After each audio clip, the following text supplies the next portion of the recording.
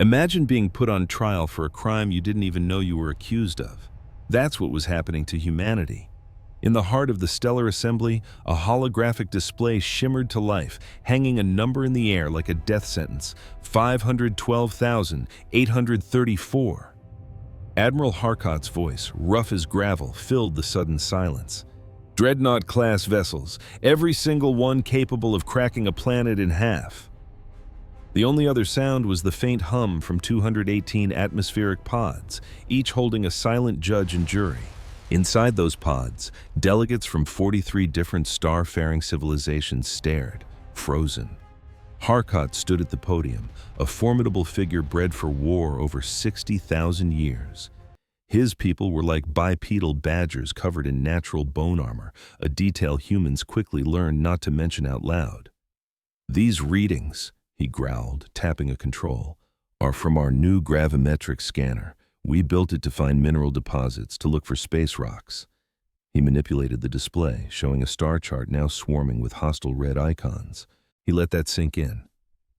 "Instead," he continued, "it peered through what we all thought were empty, lifeless nebula in human territory." The display zoomed in on a beautiful swirl of violet and gold gas known as the Carina Veil, a place most saw as the natural end of humanity's expansion. What we found was this. The image resolved, revealing row after staggering row of warships, ghost-like silhouettes hidden in the cosmic dust. 19 light-years of warships. Harcourt's voice was low and dangerous. And this is just one spot. We found similar fleets hiding in the Serpent's Arm, the Perseus Arm, and the Sagittarius Corridor. A delegate from the Ulithian Dominion, her elegant fronds trembling with alarm, finally spoke up.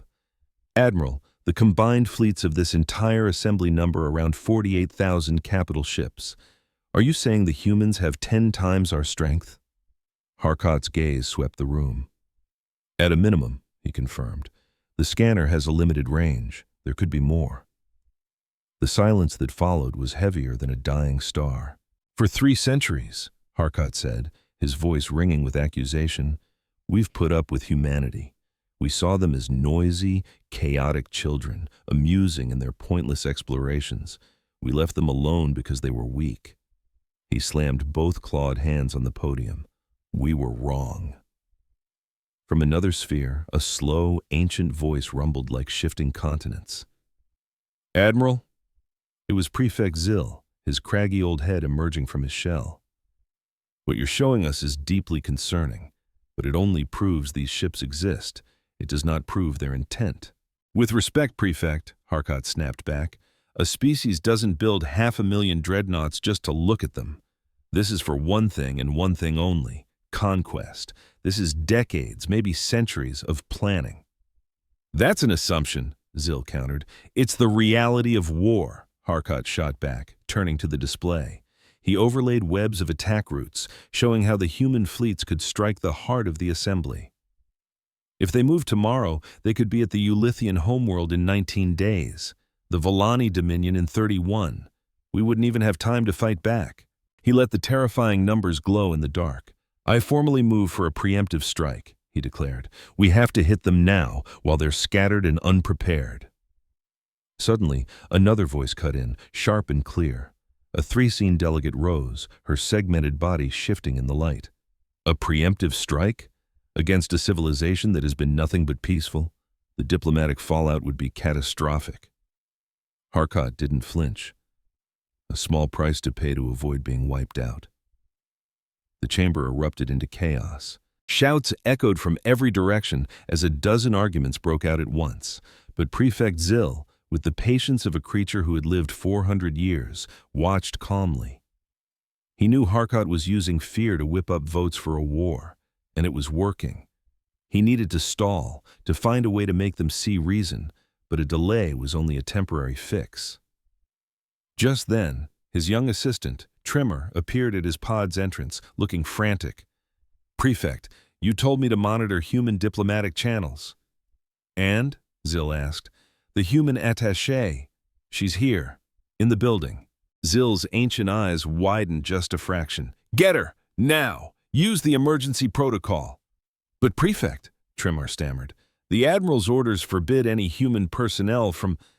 Zil cut him off, his voice low, but filled with the unshakable authority of 4 centuries of survival. Trimmer, we are 15 votes away from starting a war with a species that might have 10 times our firepower, and we have no idea why. Get Attaché Relly, now. Inez Relly was hiding in the mediation garden. It was the one place in the entire assembly complex where the surveillance systems couldn't unscramble her headset's encryption. She needed this escape, these few minutes of peace. She sat on a bench, watching bioengineered koi fish swim in a pond, and just let the weight of her job fall away. She wasn't an attaché. She wasn't the daughter of 2 different worlds. She wasn't the designated human explainer to the galaxy. She was just Inez, and she was tired down to her bones. Her headset chirped, but she ignored it. Just 10 more minutes, she whispered to herself. The quiet shattered. A screaming emergency alert flashed in front of her eyes, so bright and loud it sent the koi scattering in terror. Trimmer's panicked face appeared in a hologram. Attaché Relly, emergency summons. The assembly is in session. Admiral Harkott is presenting evidence. You have to come. They're voting. He trailed off, his shell crest trembling. She was already on her feet, sprinting before he could finish. What vote, Trimar? Breathe. War, he squeaked. They're voting for war against humanity. They found the ships, Attaché, all of them. Her mind reeled. 500,000 dreadnoughts? How? Everyone thought they were supposed to be. She didn't have time to finish the thought. She just ran. The massive chamber doors hissed open, slicing through the arguments and plunging the room into dead silence. Every single delegate turned to watch as Inez Relly walked in. By galactic standards, she was small, but she moved with a purpose that made her seem larger than life. She wore a simple gray uniform, her face a mix of her human and Volani heritage, with high cheekbones that had a faint, armored texture. Admiral Harkott watched her approach the central platform, his expression like stone. Attaché Relly, his voice boomed across the silent room. Thank you for joining us. I trust you've been briefed on the situation? She stepped onto the platform, catching her breath, her eyes quickly taking in the hostile faces and the giant glowing number that accused her entire species. No, Admiral, she said, her voice steady despite her pounding heart. I've been running. Perhaps you could tell me what this is all about. Dull. 512,834. That's how many unregistered, undeclared Planet Killer-class warships the Admiral claimed humanity had hidden right under the galaxy's nose. He just let that number hang in the air, an accusation that needed no explanation. And now, the entire Galactic Assembly was staring at Ambassador N's, waiting for one. She looked at the giant projection, the numbers, the star charts, the terrifying red lines showing just how fast this ghost fleet could wipe them all out. Her first instinct was to call it a mistake, a glitch. Maybe their sensors misread a bunch of asteroids, but she knew better. The Voli were sticklers for detail. As she zoomed in on the maps, she saw the ships weren't clustered for an invasion. They were scattered across the Carina Veil and the Serpent's Arm, arranged in a pattern that looked less like a military strategy and more like something she'd seen 1,000,000 times before. It hit her with the same certainty she felt as a kid, watching her dad turn a perfectly good cargo bay into a garden dedicated entirely to potato sculptures. Oh no, she whispered to herself. A classic Raleigh family mess. Taking a deep breath, she switched on her diplomat voice, the calm, neutral tone that had gotten her through 1,000 other crises. Admiral Harkott, honored delegates, she began. I understand your concern. The data is substantial. However, I believe you are fundamentally misunderstanding what these vessels truly are. A misunderstanding? Harkott's voice was so cold it could have turned the air to ice. Then please, enlighten us. They're civilian vessels, N said. They are... She paused, trying to find the right words for a room full of aliens who were building empires while humans were still figuring out farming. Community projects. A wave of confused murmuring rippled through the chamber. The Githian delegate twisted one of her vine-like fronds, their version of a sarcastic eye roll. Community projects? She scoffed. Yes, Enns pressed on. Artistic endeavors, hobbies. You see, humanity has reached a point where we've basically solved scarcity. Our automated systems provide everything we need, so no one has to work to survive. This has created, she chose her next words carefully, an abundance of free time. Are you suggesting, Harkat said, drawing out each word, that your species built 500,000 dreadnoughts because you were bored?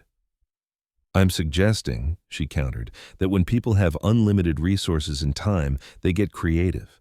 Building ships is one of those creative outlets. The vessels you've found are basically art. She finished, knowing exactly how ridiculous it sounded. The delegates stared back, their expressions a mix of disbelief and disgust. Even her one potential ally, Prefect Zill, seemed to be shrinking back into his shell. A classic rally move, Harkat sneered, cutting through her faltering explanation. Do you honestly expect this assembly to believe that your people would pour the resources of entire planets into artistic expression? That you'd build weapons capable of shattering worlds as a hobby? I expect you to consider that you're judging our actions based on your own assumptions, she replied, but she could feel the room turning against her. Human motivation can be complicated. Human motivation is irrelevant, Harkat snapped, stepping forward. Capability is what matters, and your species, for whatever reason, now has the power to destroy every single one of us in this chamber. And you want us to just trust you? I want you to investigate before you attack, to verify my claims. We have verified, Harkat shot back, pointing at the display. 512,834 times, each one a planet killer, hiding in what you told us was empty space. He turned to the entire assembly. I call for a vote on preemptive action. Point of order, a voice boomed. It was Prefect Zill, his ancient head fully extended from his shell, his old eyes locked on Harkat. He was a creature who'd survived 4 centuries of this political game. Assembly Protocol 9.4.2. It's in military matters. Zill's voice was suddenly sharp, each word a carefully aimed dart. The accused party has the right to a period of diplomatic clarification before any vote can be held. A muscle twitched in Harkat's jaw. Prefect Zill, the situation demands we follow our own laws, Admiral, Zill interrupted. Surely you're not suggesting we throw away the very rules that have kept the peace for 3,000 years? Zill held his gaze. Protocol 9.4.2 gives them a 24-hour window to present evidence that proves their innocence before we can even discuss a declaration of war. A buzz went through the chamber. Delegates whispered and consulted their advisors. This is a stalling tactic, Harkat growled. This is procedure, Zill replied calmly. If humanity is as guilty as you say, 24 hours will only make your case stronger. But if you're wrong, wouldn't you want to know that before starting a war with an enemy that outnumbers us 10-1? The logic was undeniable. Even the most aggressive delegates couldn't argue with those odds. 24 hours, Harkat spat, the words sounding like broken glass. I'll spend that time moving our fleets into position. If a single human ship crosses the line, it's an act of war. He glared at Enns. Use your time wisely. And with that, he stormed out. Slowly, Prefect Zill made his way over to Enns. My child, he said softly, I've bought you a day. I hope you know how to use it. He leaned in closer, his voice barely a whisper. How did they do it? Where did all those ships come from? Enns just stared at the impossible number floating in the air. 500,000 dreadnoughts, 500,000 monuments to human creativity, boredom, and utter recklessness. Prefect, she said, I have a theory. She rubbed her temples, a headache already forming. A completely insane theory that I desperately hope is wrong. But I need to confirm it. Back in her office, a sad gray box with a lovely view of the Assembly's garbage disposal facility, Enns stared at her communication console. She'd requested a transfer 6 times, and 6 times bureaucracy had told her to find fulfillment in her duties. Now, that same bureaucracy was taunting her with the message displayed on her screen. It was an automated response. Thank you for contacting the Human Confederacy Diplomatic Office. All senior personnel are currently on their mandatory creative sabbatical per Government Directive 443-B to prevent bureaucratic burnout. Please leave a message, and we'll get back to you in 30 to 45 business days. 30 to 45 business days? N said to the empty room. The galaxy could be a crater in 30 to 45 hours. She grabbed her new headset, specially reinforced after she'd broken the last 3, and slammed it down on the desk, leaving a fresh dent in the cheap composite surface. It didn't make her feel any better. She tried the emergency lines, all busy. She tried the military liaison, out for training exercises. She tried external affairs, the cultural exchange, interstellar commerce, and finally, in a fit of sheer desperation, the Human Tourism Board. Their automated system cheerfully offered to connect her with an agent specializing in haunted nebula tours. Enz dropped her head into her hands and let out a dry, joyless laugh. When she looked up, her eyes fell on the photo on her desk. It was her father, Enzo Raleigh, grinning, covered in dirt, proudly holding up a potato he had grown to look exactly like a Volani interceptor ship. He spent 3 years on that. 3 years for a vegetable. "You'd know what was going on, wouldn't you, Dad?" she muttered. "You'd probably be out there on one of those ships right now." And just like that, the idea hit her. The official channels were a dead end. She had to find someone who was actually out there in those supposedly empty nebulas. Someone who knew why 500,000 people decided to build dreadnoughts for fun. She needed to go to the source.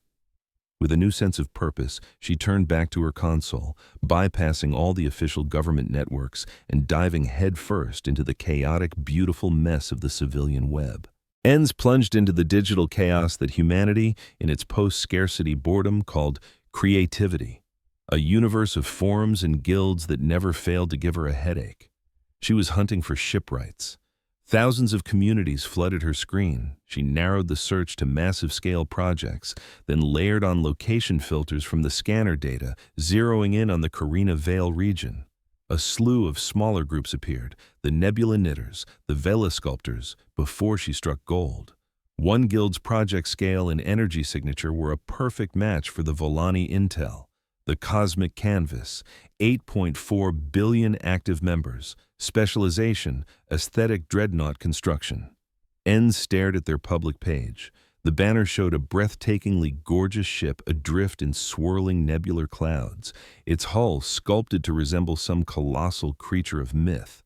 The tagline read, "Because the universe is a canvas and we have very big brushes." The Guildmaster's profile picture featured a smiling human in his mid-30s, his grin suggesting either a deep, inner peace or a complete separation from reality. Kevin "Kev" Jenkins, resident of the Lewison system, project lead on 19 completed dreadnoughts. He was currently live-streaming a tour of his personal flagship. Enz glanced at her console clock, 23 hours and 14 minutes until her diplomatic reprieve expired. She opened a priority comms channel.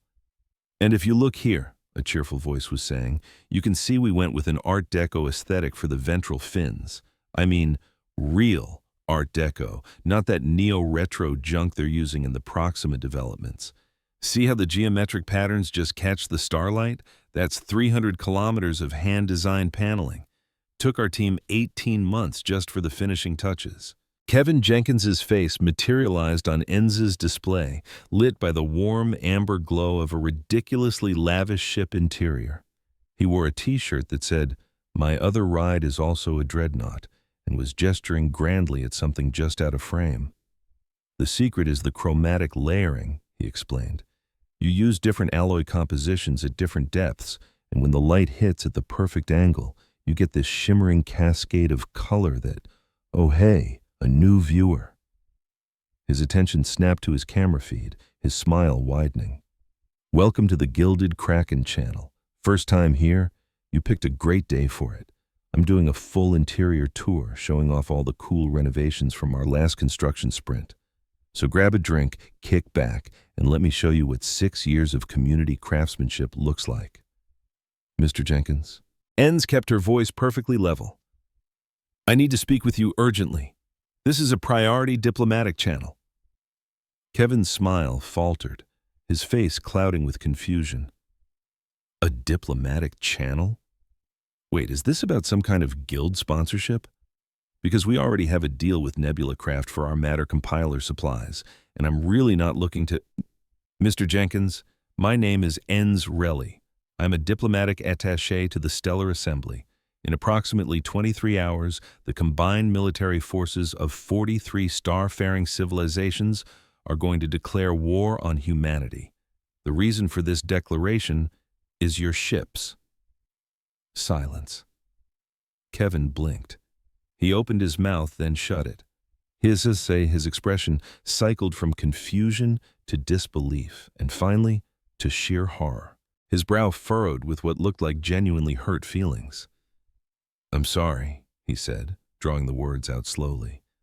"Did you say war?" "Yes, because of our ships." "Yes," she confirmed. "Your art ships." The Stellar Assembly's new scanning technology detected over 500,000 Dreadnought-class vessels in human space. They've interpreted this as a fleet being staged for galactic conquest. The sheer absurdity of it all hit her even as she said the words, but she pushed onward.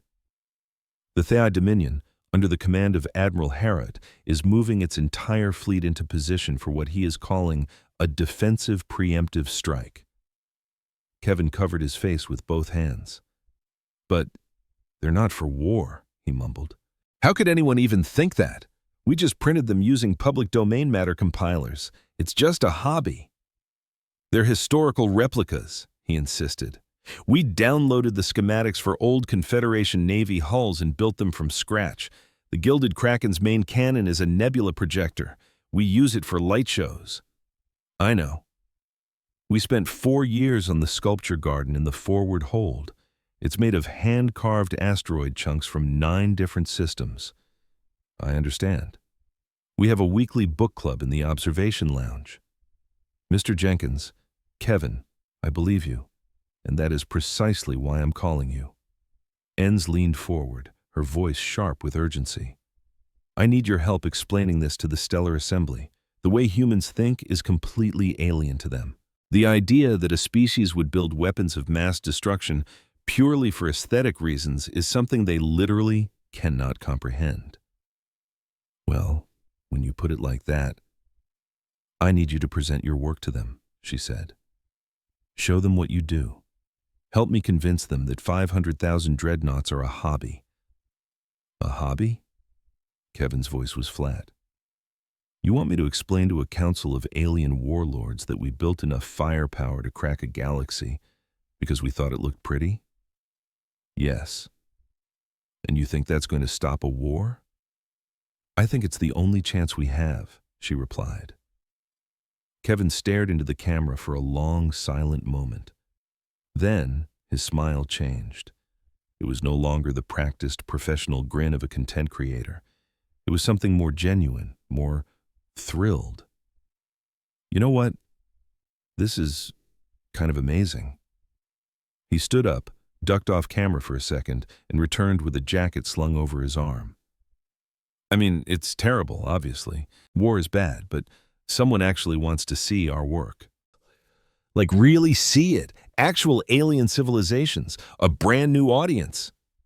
A sudden energy surged through him, and a focus appeared in his eyes that Enz recognized from her father, a landscape artist, whenever someone showed interest in his agricultural sculptures. "Wait, did you say the Stellar Assembly? As in, the Stellar Assembly? The ancient council that's been running the galaxy since before humanity even discovered fire?" "The very same." "Holy crap. This is the biggest gallery opening in human history. It's the biggest audience we've ever had. I need to prepare a presentation. I have to put together a highlight reel. I need to—" "Kevin," Enz cut through his manic excitement. "Time is critical. Can you be ready in 4 hours?" 4 hours? For a presentation to the governing body of the entire galaxy? He grinned. "Lady," he said, "I've been ready for this my whole life." "Perhaps," she suggested, her voice strained, "you could put on something more formal." Kevin glanced down at his shirt. This is my formal shirt." Enz closed her eyes, counted to 10, and reminded herself that the fate of her species rested on this man's shoulders. 4 hours, she repeated. I'll send you the connection protocols. The chamber of the Stellar Assembly felt different when she returned. Admiral Herot was back, standing grimly at the observation window, watching as orbital defense platforms repositioned their massive cannons. The raw hostility was still there, but it had cooled into something more patient, more resolved. The delegates had used the last few hours to consult with their homeworlds, to get their briefings, to solidify their positions. The vote scheduled for 19 hours from now felt like a concrete certainty, an unavoidable collision alarm screaming in her ears. Attaché Relly, Herot's voice boomed. I trust you have made productive use of your time. I have, Admiral. I have evidence to present. A witness who can explain the purpose of these vessels. A witness. His voice was flat. Another human, I presume. A builder, she clarified. One of the creators responsible for the ships you've detected. To present his testimony, I will need to establish a live communication link to his vessel. Herot's armored brow lowered. Forbidden. Opening an unsecured channel into this chamber during a Level 1 security alert violates every protocol. On the contrary, Admiral, Prefect Zill's calm voice echoed from his containment sphere. Assembly Protocol 9.1.5, the right of evidentiary presentation, allows for the direct testimony of a primary source in matters of existential threat. The protocol supersedes standard security measures. Herot turned to glare at Zill. An archaic rule designed for a pre-holographic age. To invoke it now is reckless. It is our law, Zill said simply. And our law must stand, especially when we are afraid, Admiral. Herot stared at Zill for a long moment before turning his cold gaze back to Enz. Agreed, he growled, but Volani military intelligence will monitor and firewall the connection. Any deviation from testimony, any attempted data intrusion will result in immediate termination of the link. Understood. Enz nodded and walked to the presentation console, her fingers trembling just slightly as she input the connection protocols. Across the chamber, the delegates settled into their atmospheric spheres, their attention fixed on the central holographic display. The display flickered to life, resolving and expanding into a life-sized projection of Kevin Jenkins. He was standing in what looked like the interior of a cathedral, designed by someone who was a fan of both Renaissance architecture and heavy metal album covers. Kevin gave a cheerful wave. Hi, everyone. I'm Kevin Jenkins, Guildmaster for the Cosmic Canvas, and I'm just absolutely thrilled to be here today. He was, Enz noted, with a mix of dread and relief, still wearing the same shirt. Before I get started, I just want to say what a massive honor it is to present our work to such a distinguished audience. Honestly, our art has gone largely unnoticed until now, so thank you so much for this incredible opportunity. The assembly stared back at him in stony silence. Somewhere in the chamber, a Yithian delegate's atmospheric processor hummed loudly. Right, so, Kevin clapped his hands together, let's talk about the Gilded Kraken. He gestured expansively, and the holographic projection behind him shifted, displaying the ship's exterior. It was a colossal vessel, easily 15 kilometers long, shaped like an impossible fusion of an ancient sailing ship and a monstrous deep-sea leviathan. Its hull was a tapestry of intricate decorative patterns that caught and refracted the starlight into shimmering waves of color. This was my first major project, Kevin said proudly. Took 6 years from the initial design phase all the way to completion. Our core team was about 300 people, but the wider community had almost 10,000 contributors. The entire design was inspired by old Earth mythology. The Kraken was this legendary monster from human folklore, but we wanted to give it a cosmic spin, you know? As he strolled through the ship, his holographic image kept pace, gliding down hallways that were a stunning blend of practical design and breathtaking art. The walls had these organic curves, covered in murals of stylized galaxies and nebulae. Light fixtures, shaped like glowing deep-sea creatures, threw dancing shadows on every surface. Our philosophy was simple. If you're going to build something that colossal, you might as well make it a beautiful place to live. We have around 40 permanent residents living here. Artists, engineers, a chef who works wonders with synthesized proteins, and another 200 or so who rotate in for specific projects. Admiral Hark stepped forward. "Mr. Jenkins." Kevin stopped what he was saying. "Yeah?" "You describe permanent residence, living quarters, your community." The Admiral's voice was dangerously quiet. "You have yet to describe its weapon systems, its combat capabilities, its military function." "Oh, right. I guess I should probably cover that," Kevin nodded, looking genuinely eager. "So, technically, the Gilded Kraken does have some old-school military hardware. When we built the ship from the historical schematics, we included the original Confederation Navy weapon mounts, for authenticity. We repurposed most of those, though. The forward torpedo bays, they're hydroponic gardens now. You should try the tomatoes, they're amazing. We also swapped out the point defense turrets for mounting points for external sculptures." "And the main cannon?" Hark asked, his voice low. Kevin's face lit up. "Oh man, that's the best part. The spinal cannon was originally a heavy particle accelerator built for planetary bombardment. A really nasty piece of work. We spent 3 years converting it into a wide dispersion nebula projector. Instead of firing a concentrated beam of destruction, it shoots out diffused particle streams that react with gas clouds to create these incredible aurora effects. The colors all depend on the local gas," he explained. "Hydrogen gives you reds and pinks, helium makes greens and blues, and if you hit a pocket of ionized oxygen," he made a little explosion gesture with his hands, "purple. The most incredible purple. You turned a planet killer into a light show projector." "Exactly," Kevin beamed. "We put on performances every few months. Our last one pulled in almost 12 million viewers across the human entertainment networks. The Carina Vale lighting event was a huge hit. We had 40 ships coordinating to paint the entire nebula with synchronized patterns. It took months to plan." The chamber had fallen silent. In saw confusion and disbelief wash over the delegates. But underneath that, something harder was forming. Anger. "You are telling us," Herat said, dragging out each word, "that you built a dreadnought, a weapon capable of wiping out cities to make pretty lights in space?" "Well, they're more than just pretty lights. There's a whole artistic philosophy behind. You used resources that could have fed entire civilizations. You tied up shipyard space that could have produced ships for legitimate purposes.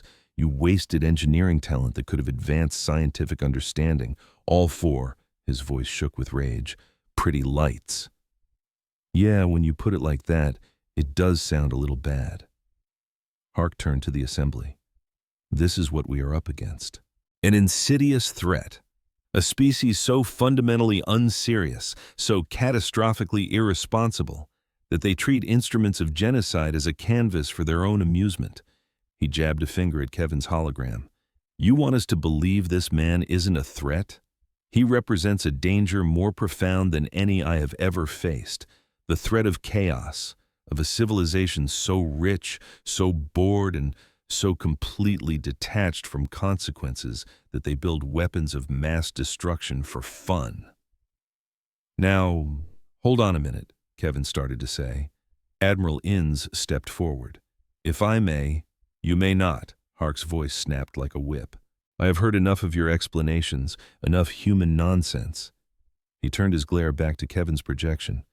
"Mr. Jenkins, you claim your converted cannon is just an artist's tool. Prove it." Kevin blinked. "Demonstrate it. Find a target in your immediate area, a rogue asteroid, some space debris, something big, and fire your art cannon at it. Show us these pretty lights you're so proud of." Hark's smile was thin and predatory. "Unless, of course, you're worried your art supplies might still have a few side effects." Innes fought the urge to object. She knew it was a trap. Refusing would look like an admission of guilt. Kevin, however, just saw a chance to put on a show. "Sure, no problem," he said, turning to fiddle with a console off-screen. "Scanning now. Okay. I've got a rogue asteroid drifting about 4,000 clicks off our starboard bow. A good, solid chunk of rock. Let me just get us into position. The holographic view shifted as the gilded kraken began to turn, its massive frame moving with surprising grace. In the distance, the asteroid appeared as a faint glimmer, a piece of ice and rock maybe 3 kilometers across. "Alrighty," Kevin's voice returned as he appeared at a control station. "Charging sequence initiated. This usually takes about 2 minutes for a full-spectrum display. I've got it set for a 12-color flood. That's kind of our signature pattern, but I can dumb it down if you're in a hurry." "The full spectrum will be fine," Harkot said. The chamber watched in tense silence as Kevin worked, his good mood completely untouched by the hostility in the room. He seemed to be genuinely enjoying the chance to show off his ship to a new audience. Inns watched Hark, who was watching Kevin, and tried to push away the terrifying images of how this could all go wrong. Firing in 5, 4, 3. The Gilded Kraken's main cannon lit up. For a second, the beam was exactly what Kevin had promised, a flood of diffused particles fanning out from the ship, interacting with trace elements in space and creating brief, sparkling flashes of red, gold, purple, and green against the blackness. And then, the beam hit the asteroid. The impact was breathtakingly beautiful. The particle stream slammed into the ice and rock, flash vaporizing the surface and setting off chain reactions in the frozen gases trapped inside. Waves of color erupted across the asteroid, creating aurora-like patterns that danced and swirled.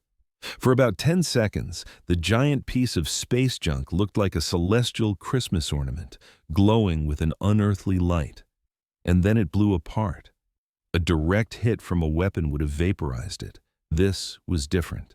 The particle impacts, the rapid heating of the ice, and all the secondary reactions combined to shatter the asteroid into thousands of pieces, which spun off into the void, trailing glowing tails of ionized dust. Kevin just stared at the screen. "Oh, crud," he muttered. "The particle slop. The beam has almost no kinetic force. It's designed to make gas glow, but the gravimetric shear is a side effect we haven't filtered out yet. It doesn't do much to a shielded target, but on a raw, unshielded rock like that, yeah, that can happen." "Enough!" Hark's voice sliced through his rambling apology. "You have shown us exactly what I feared. Your art weapon is still capable of shattering celestial bodies. Your little light show can obliterate a target weighing billions of tons." He spun to face the assembly. "This is what they offer as a defense. Barely disguised weapons they treat like toys, capable of mass destruction even when they don't mean any harm." "It was an accident." "Precisely." Hark's composure finally broke, his voice rising. "An accident, and you have a million ships capable of similar accidents. What happens when one of your artists accidentally points their art cannon at an inhabited planet? What happens when your next light show miscalculates and paints a colony with particle fire?" The chamber exploded into chaos. Delegates were shouting over one another, the simmering hostility boiling over. Somewhere, a containment sphere's life support system went haywire as its occupants' stress levels shot past the safety limits. Inns watched her entire diplomatic strategy fall to pieces. Kevin's presentation had convinced the assembly that humanity wasn't just irresponsible. They were dangerously incompetent. A species that built weapons without understanding them. That unleashed unimaginable power without thinking about the consequences. That treated the tools of genocide like toys and had the nerve to call their carelessness art. Hark's point hit her with terrifying clarity. With a sharp gesture, she killed Kevin's hologram, cutting off his frantic attempts to explain calibration drift. The image vanished, leaving only the slowly expanding debris field on the main screen. "Honored delegates," she said quietly, but her voice sliced right through the noise. The chamber fell silent as 218 pairs of eyes turned to her. Inns took a deep breath and let it out. Her posture relaxed, shedding its rigid formality. "You're right," she said. "Everything Admiral Harkot has said is technically correct. We built 500,000 dreadnoughts because we got bored. We turned weapons of mass destruction into art supplies. We created a fleet that could shatter this galaxy, and then we used it to make pretty lights in space."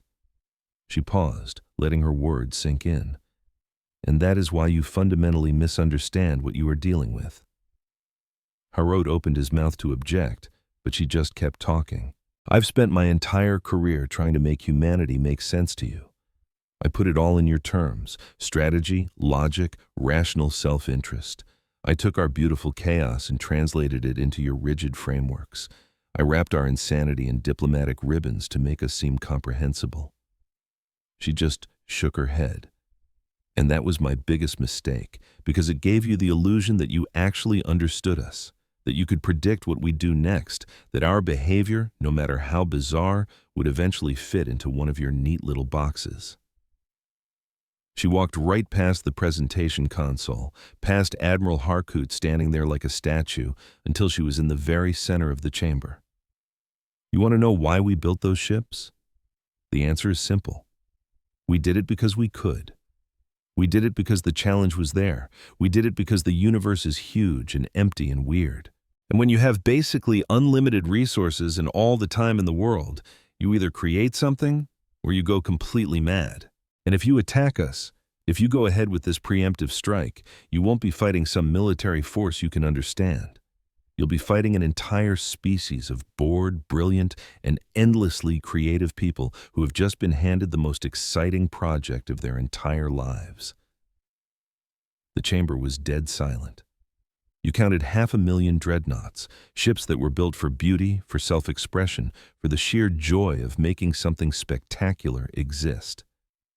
Now, I want you to imagine those same people, with those same resources and that same creativity, all focused on one thing: war. She let that idea just hang in the air. Imagine what they would build then. Imagine what they would do. Is that a threat, Attaché Raleigh? Harcourt's voice was cold, completely without emotion. No, it's a warning. Not from me, from reality itself. She turned to look him straight in the eye. You've spent your whole life getting ready for wars you could understand, against enemies who thought just like you, in conflicts that had clear goals and predictable moves. But your frameworks, your neat little boxes, they completely failed to contain us. Your doctrines have no answer for an enemy who might blow up your homeworld just because they think the crater would look pretty, or an enemy who might save your entire species simply because they like the color of your sun.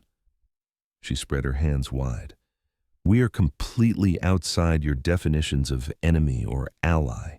We are a force of chaos. We're just human, and you can never, ever predict what we're going to do next. Heck, neither can we. A nervous energy filled the chamber. Delegates shifted in their containment spheres, shooting uncertain looks at each other through the shimmering atmospheric barriers. Even Admiral Harcourt's rigid certainty seemed to flicker for a moment. He was scrambling, trying to find some kind of tactical angle on the information she'd just dropped on him. And then the main display flickered to life. New signals were flooding in, dozens of them, then hundreds. The communication system was straining to keep up as connection after connection was established, each one tagged with a human civilian identification code. What is... someone started to say. Then Kevin's face popped up in a small window at the corner of the screen. He looked like he was equal parts embarrassed and thrilled. So I might have mentioned to a few friends that I was doing a presentation for the Stellar Assembly, and they might have told some other friends, and, well, he gestured helplessly at the tidal wave of incoming video feeds. A lot of people wanted to show off their ships, too. The main holographic display split into a grid, then that grid split again and again and again. Ship after ship materialized in rotating projections all around the chamber, each one more unbelievable than the last. There was a dreadnought shaped like a colossal electric guitar, its body painted in chromatic scales that shimmered through the entire visible spectrum, and probably a few colors humans couldn't even see. Another vessel was designed to be a flying Gothic cathedral, complete with massive external buttresses that served absolutely no practical purpose, but looked absolutely magnificent against the backdrop of a red giant star. And then there was a ship that was, for reasons Inez couldn't even begin to guess, a multi-kilometer-long rubber duck. Oh, that's the Cosmic Quack, Kevin chimed in helpfully. The Proxima Novelty Guild built it to protest standardized hull designs. It's basically just a giant, unpowered sculpture. They tow it between systems for different conventions. More ships kept popping up. A vessel shaped like a gigantic Christmas tree, its hull covered in actual lights that spelled out holiday greetings in 72 different languages. A dreadnought that had been completely gutted and turned into a mobile brewery, its internal holds now dedicated to fermenting beer from the gas clouds of nebulae. A ship designed as a perfect replica of a building that had been on Earth centuries ago, something called the Taj Mahal, but scaled up to be about 30 kilometers tall. The artisanal beer one is super popular, Kevin went on, clearly getting into it. They won Guild of the Year 3 times. The flavor you get from a hydrogen-rich nebula is just incredible. It's got this kind of complex mineral finish. Admiral Hark just stood there in the middle of the chamber, surrounded by holographic absurdity. He was trying his best to process what he was seeing. A Dreadnought-class vessel whose main job was to brew artisanal beer. A warship shaped like a bath toy. A weapons platform converted into a flying church. Just moments ago, his hand had been reaching for the command seal on his console, the one that would launch the preemptive strike. Now, his hand was just frozen in mid-air, caught somewhere between action and total paralysis. "Admiral," Inez's voice was quiet, almost gentle. "Do you see a strategic context here? A military logic? A plan you can counter?" His jaw tightened. Slowly, his hand dropped back to his side. "I didn't think so." And that's when Prefect Zill moved faster than he had in decades. Old instincts, buried for years, suddenly roared to life. He recognized an opportunity when he saw one. And this chaos, this glorious, beautiful flood of human insanity, was the opportunity of a lifetime. "Honored colleagues," he announced, his voice cutting through the stunned silence with practiced authority. "I believe the evidence we're seeing suggests a path forward that will benefit all of us." The delegates, who were still staring at holographic ships that defied all rational explanation, slowly turned their attention to the ancient Chalaran. The evidence presented today shows that human ship construction, while technically capable of being used for war, is driven primarily by— He paused, searching for the right diplomatic word— creative impulses. Impulses which, if left undirected, could indeed pose unpredictable risks to galactic stability. Admiral Harcourt stared at Zill, his suspicion obvious as he started to shake off his shock.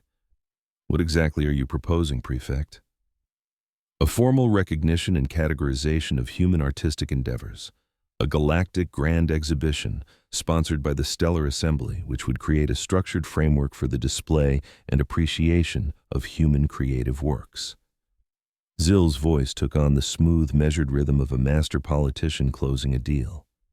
An initiative like this would achieve several goals. It would give legitimacy to human creative activities, which would reduce the chance of misunderstandings. It would create official channels of communication between human artistic communities and the Assembly's oversight committees. And, he paused for dramatic effect, it would give humans something to compete for, other than territorial expansion.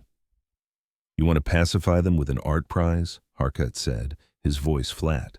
"I want to channel their incredible energies in predictable directions. I want to give them a stage for their creations that doesn't involve accidentally destroying asteroids or putting on light shows that wipe out entire nebula." Zill met Harcourt's gaze. "I want to transform an existential threat into a manageable phenomenon. That, Admiral, is the entire point of diplomacy."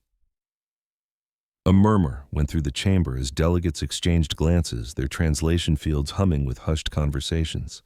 Somewhere in the crowd, a Yulian representative's fronds, which had been tense with agitation just minutes before, now swayed in a slow, thoughtful rhythm. "Who would manage an initiative like this?" someone asked. Zill turned his gaze toward Inez Raleigh. Attaché Raleigh has shown a unique and profound understanding of these human creative impulses. "I propose we establish a new committee for inexplicable human endeavors, with the attaché serving as its head. This committee would be responsible for cataloging human artistic activities, coordinating with human creative communities, and providing early warnings of any He chose his next words very carefully. Large-scale projects that others might misinterpret. Every single delegate in the chamber turned to look at her. 28 representatives of galactic civilization watched to see how she would react after Zil had just volunteered her for what was possibly the most thankless job in diplomatic history. Prefect Zil. She kept her voice perfectly steady, hiding the frantic hammering in her chest. So this role would basically require me to be the galaxy's very first art critic for Dreadnought-scale creative projects, among other things? Yes. And I would need to give advanced warning about things like Kevin's nebula light shows? That would be advisable. And I would be responsible for explaining human creativity to species who have spent the last 3 centuries completely failing to understand it. Zil spread his ancient weathered hands. That is what you do already. Inez looked around at the holographic displays still filling the room. The electric guitar ship, the cathedral ship, the completely absurd and magnificent and utterly inexplicable parade of human imagination, all built into 15-kilometer-long hulls. She thought about her father and his spaceships that looked like potatoes. She thought about Kevin Jenkins and his genuine, innocent pride in turning weapons of mass destruction into projectors for a light show. She thought about spending the rest of her life trying to explain all of this. "I'm going to need a bigger headset," she said. The vote went forward. Zil's proposal passed by a margin that surprised everyone except for Zil himself. The assembly officially tabled the motion for a preemptive strike indefinitely. In its place, they established the Galactic Grand Exhibition and its Committee for Inexplicable Human Endeavors. Admiral Hark remained completely silent through it all. When the final vote was tallied, he walked over to Inez. "Attaché Raleigh." He kept his voice low, a private murmur meant only for her ears, not for the rest of the command center. "Admiral, I need your help," he said. "A consultation of sorts." He gestured vaguely at the star map. "It's about how to defend against what we saw out there today. Not their fleet. I understand their ships. It's the other stuff." He searched for the right word, finally landing on it. The sheer absurdity of it all. Anne's lifted an eyebrow. Strategic absurdity. Hardcut leaned in even closer, his voice dropping to a near whisper. "Exactly. How can doctrine account for an enemy that might literally throw rubber ducks at you? How do you counter a weapon that was built purely for looks? Our rulebooks have no answers. My training is useless against this." He met her gaze, and for the first time, she saw something on the stoic Villani's face that looked a lot like humility. "You are half Villani. You have our mind for logic, but you also have a human's grasp of chaos. I need to understand how they think. I need your perspective." Anne's let the moment sink in. Here was the supreme commander of the entire fleet, the most brilliant military strategist of his time, asking her, the half-breed, for lessons in, of all things, strategic absurdity. A slow smile spread across her face. "Well, Commander," she said, savoring the title, "my calendar just got incredibly packed." She paused for effect. "But for you, I'll see if I can squeeze it in."